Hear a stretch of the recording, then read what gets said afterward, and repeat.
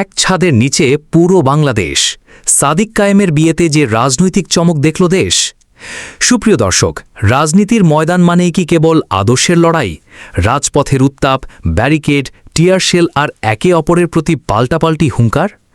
আমাদের দেশের রাজনৈতিক সংস্কৃতিতে চিরচেনা এই বিদ্বেষ আর সংঘাতের বাইরেও যে একটি অন্যরকম সুন্দর, সম্প্রীতির এবং চমকপ্রদ বাংলাদেশ থাকতে পারে, তার এক অভূতপূর্ব দৃশ্য আজ দেখল পুরো দেশ।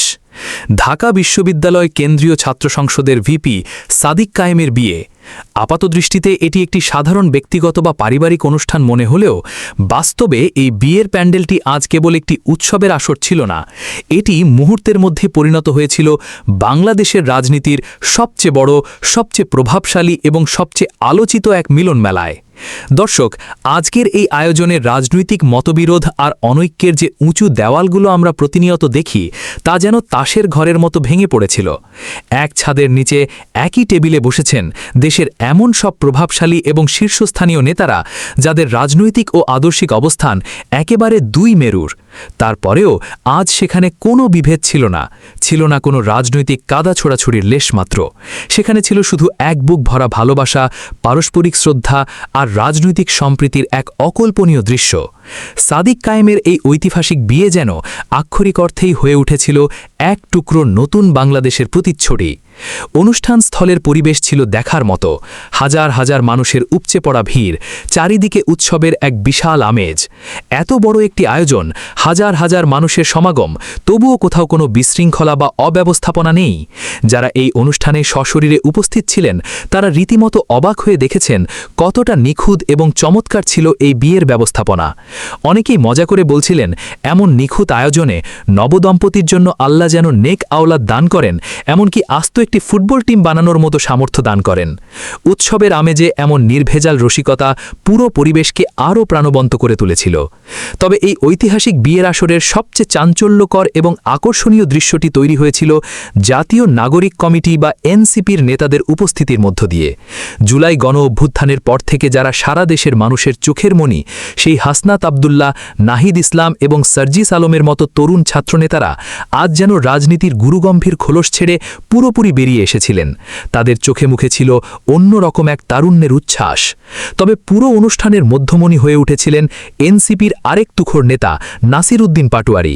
তার প্রাণবন্ত এবং ডাইনামিক উপস্থিতি পুরো প্যান্ডেলের পরিবেশকে এক অন্য মাত্রায় নিয়ে গিয়েছিল। নাসির উদ্দিন পাটোয়ারি যেন আজ কোনো গুরুগম্ভীর রাজনৈতিক নেতা ছিলেন না, তিনি ছিলেন এই উৎসবের সবচেয়ে আনন্দিত এবং উচ্ছ্বসিত একজন সাধারণ মানুষ। তিনি সবাইকে একসাথে জড়ো করে একের পর এক সেলফি তুলছিলেন, বিয়ের আনন্দকে ঘিরে নানা রকম মজার স্লোগান দিচ্ছিলেন। তার এই নির্ভেজাল হাসি খুশি আর মশকরা দেখে উপস্থিত সবাই রীতিমতো মুগ্ধ হয়েছেন। এনসিপির নেতাদের এই স্বতঃস্ফূর্ত উচ্ছ্বলিতা প্রমাণ করেছে, নতুন প্রজন্মের রাজনীতি মানে শুধু গাল ভরা বুলি বা বিরোধীদের প্রতি বিষোদ্গার নয়। তাদের রাজনীতিতে আনন্দ আছে, সহমর্মিতা আছে এবং সাধারণ মানুষের সাথে মিশে যাওয়ার এক অসীম ক্ষমতা রয়েছে। এই রাজনৈতিক মিলনমেলার চমক কিন্তু এখানেই শেষ নয়। দল মত নির্বিশেষে বাংলাদেশ জাতীয়তাবাদী দল বা বিএনপির দিক থেকেও ছিল এক বিশাল এবং হাই প্রোফাইল উপস্থিতি। অনুষ্ঠানে যোগ দিয়েছিলেন বর্তমান সরকারের প্রতিমন্ত্রী ইশরাক হোসেন এবং ঢাকা দক্ষিণের প্রশাসক আব্দুস সালাম। এই দুজনের একই ফ্রেমে উপস্থিতি রাজনৈতিক বিশ্লেষকদের জন্য একটি বিশাল এবং চমকপ্রদ বার্তা বহন করে। আপনারা জানেন, ইশরাক হোসেন এবং আব্দুস সালাম দুজনই আসন্ন ঢাকা দক্ষিণ সিটি কর্পোরেশনের মেয়র নির্বাচনে প্রতিদ্বন্দ্বিতা করতে ইচ্ছুক। একই পদের জন্য দলের ভেতরে তাদের মধ্যে নীরব এক রাজনৈতিক প্রতিযোগিতাও রয়েছে। কিন্তু সাদিক কায়েমের বিয়ের আসরে এসে তারা প্রমাণ করেছেন, দলের ভেতরের রাজনৈতিক প্রতিযোগিতা কখনোই ব্যক্তিগত বা সামাজিক সম্পর্কের পথে বাধা হতে পারে না। তারা অত্যন্ত সৌহার্দ্যপূর্ণ পরিবেশে একসাথে সময় কাটিয়েছেন, যা সুষ্ঠু রাজনৈতিক চর্চার এক অনন্য উদাহরণ। তবে উপস্থিতির দিক থেকে সবচেয়ে অবাক করা এবং একই সাথে রাজনৈতিকভাবে তাৎপর্যপূর্ণ বিষয়টি ছিল প্রতিমন্ত্রী ইশরাক হোসেনের অংশগ্রহণ। রাজনীতির মাঠে ইশরাক হোসেন একজন কট্টর জামায়াত বিরোধী নেতা হিসেবে ব্যাপকভাবে পরিচিত। তার আদর্শিক অবস্থান বাংলাদেশ জামায়াতে ইসলামীর সম্পূর্ণ বিপরীতে। কিন্তু আজকের এই অনুষ্ঠানে, যেখানে জামায়াতে ইসলামী এবং ছাত্র শিবিরের শীর্ষস্থানীয় নেতারা উপস্থিত ছিলেন, সেখানে ইশরাকের এই স্বতঃস্ফূর্ত অংশগ্রহণ প্রমাণ করেছে জাতীয় ঐক্য এবং সামাজিক সামাজিক সম্পর্কের স্বার্থে তরুণ নেতারা এখন কতটা পরিপক্ক? আদর্শিক বিভেদ থাকলেও সামাজিক ও রাষ্ট্রীয় অনুষ্ঠানে তারা একে অপরের পাশে দাঁড়াতে জানেন। রাজনৈতিক শিষ্টাচার এবং সহনশীল রাজনীতির এর চেয়ে বড় উদাহরণ এই মুহূর্তে আর কি হতে পারে? দর্শক, পুরো অনুষ্ঠানের সবচেয়ে সুন্দর, গাম্ভীর্যপূর্ণ এবং আধ্যাত্মিক মুহূর্তটি তৈরি হয় যখন বিয়ের মোনাজাতের সময় আসে। রাজনীতির মাঠে যিনি বর্তমান বিরোধী দলের নেতা, সেই জামায়াতে ইসলামের আমির ডাক্তার শফিকুর রহমান নিজে এই বিয়ের দোয়া পরিচালনা করেছেন। দৃশ্যটি একবার চোখ বন্ধ করে কল্পনা করুন। দেশের অন্যতম প্রধান রাজনৈতিক দলের আমির এবং বিরোধী দলীয় নেতা নিজে একজন তরুণ ছাত্রনেতার নতুন জীবনের জন্য সৃষ্টিকর্তার কাছে হাত তুলে দোয়া করছেন, আর তার পেছনে দাঁড়িয়ে আমিন আমিন বলছেন ভিন্ন ভিন্ন আদর্শের অন্যান্য দলের নেতারা। রাজনীতিতে যখন আমরা বছরের পর বছর ধরে শুধু হানাহানি আর ক্ষমতার অন্ধ লড়াই দেখেছি, তখন এই দৃশ্যটি সাধারণ মানুষের মনে এক অন্যরকম প্রশান্তি এনে দিয়েছে।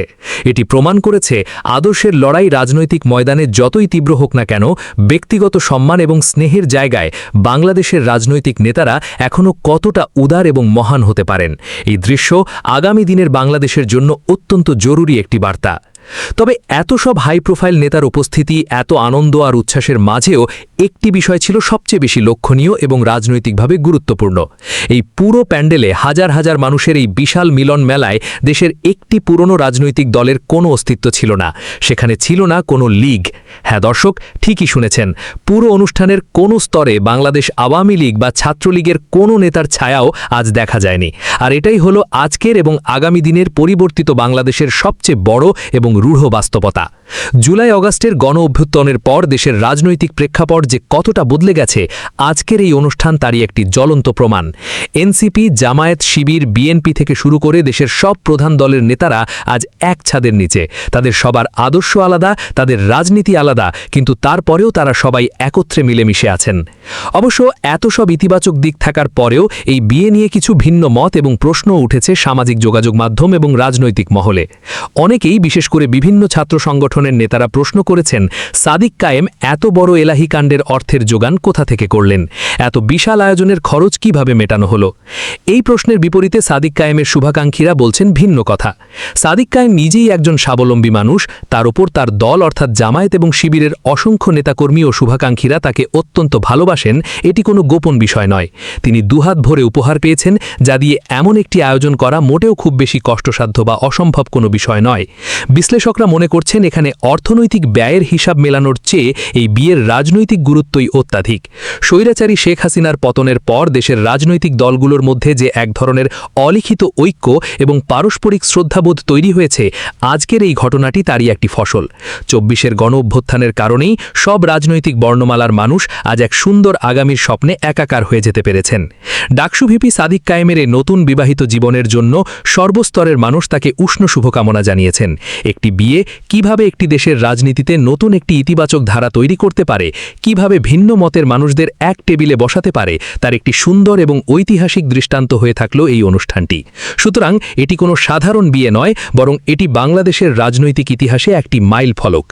এমন বিয়ে আসলেই কজনের ভাগ্যে জোটে। প্রিয় দর্শক, আজকের এই ঐতিহাসিক রাজনৈতিক মিলন মেলা নিয়ে আপনার কি মনে হয়? দীর্ঘদিনের রাজনৈতিক সংঘাত ও মতবিরোধ ভুলে সব দলের নেতাদের এই অভূতপূর্ব সহাবস্থান আসলেই কি বাংলাদেশের রাজনীতির জন্য দীর্ঘমেয়াদী কোনো ইতিবাচক বার্তা বয়ে আনবে? লীগবিহীন এই নতুন বাংলাদেশের রাজনৈতিক সংস্কৃতি ও ভবিষ্যৎ নিয়ে আপনার ব্যক্তিগত মতামত কি?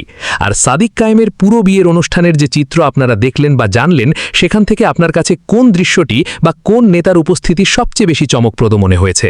অবশ্যই কমেন্ট বক্সে আপনার মূল্যবান মতামত আমাদের সাথে শেয়ার করবেন।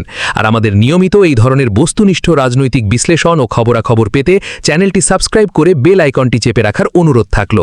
দেখা হচ্ছে পরবর্তী কোনো ভিডিওতে নতুন কোনো রাজনৈতিক বিশ্লেষণ নিয়ে। সে পর্যন্ত ভালো থাকবেন, সুস্থ থাকবেন। ধন্যবাদ।